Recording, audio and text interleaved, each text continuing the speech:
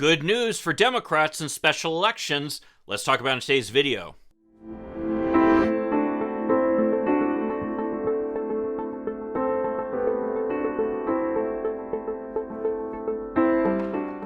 Hi, I'm Mike Greiner. I'm a lifelong Democratic activist who's concerned about the direction our country is taking. I'm also a lawyer and an academic, and I'm here to help you stand up to the BS of the MAGA crowd. So it's easy to feel discouraged sometimes with the way the politics are in our country sometimes. But every once in a while we get one of those moments where it seems like everything is headed in the right direction still. Well, we had one of those moments about a week ago when a series of special elections were held, all of which resulted in big-time Democratic overperformance. I mean, check out some of these.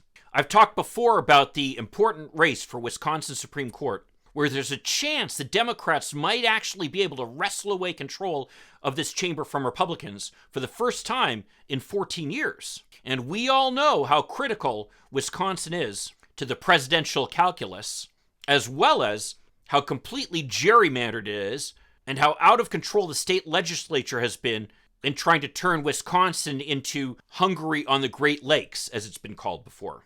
Well, in the primary that was held there were 4 candidates, 2 of them Democrats, 2 of them Republicans. And even though this is a nonpartisan race, everybody knows who's whom.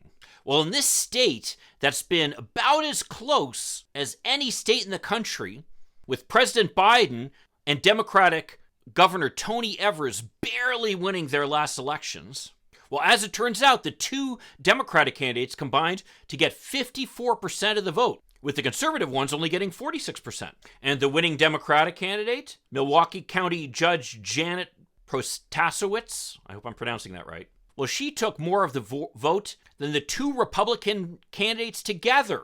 Obviously, there's still a lot of race to run, but certainly that was a good sign. Then we had a couple races in districts that were won by Joe Biden, but the performance of the Democratic candidates was absolutely stunning. For example, in Virginia's 4th Congressional District, a district that President Biden won by 36 points, while Democrat Jennifer McClellan won it by 49 points. 13 points higher than the president got in that district. Similarly, in Kentucky, Democratic State Senate candidate Cassie Chambers Armstrong won 54% of the vote in a district that Biden carried by 30.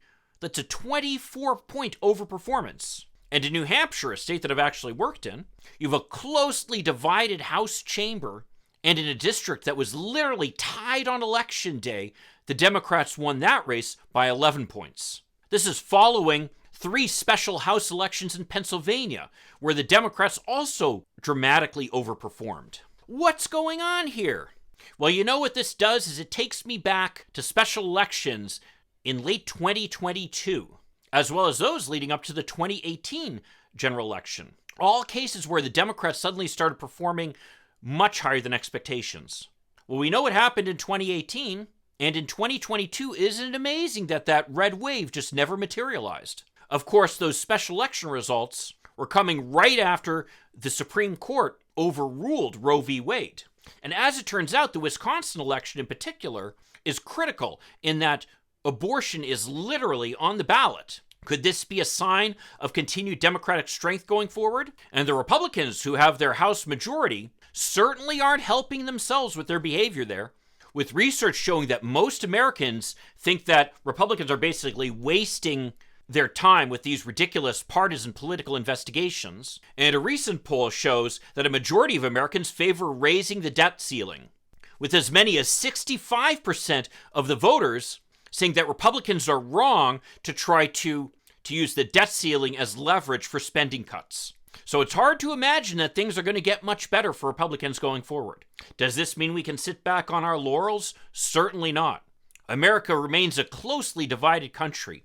Well, if you want to see more about the debt limit fight, why don't you check out this video I did over here. I'll see you then.